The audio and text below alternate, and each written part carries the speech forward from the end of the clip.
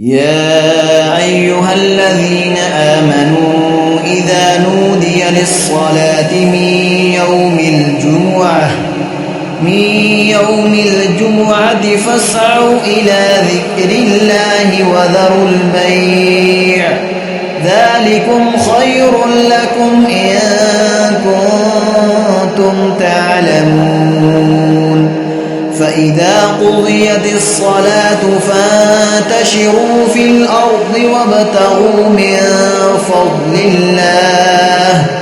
واذكروا الله كثيرا لعلكم تفلحون وإذا رأوا تجارة أو لهوا انفضوا إليها وتركوك قائما قل ما عند الله خير من اللهو ومن التجارة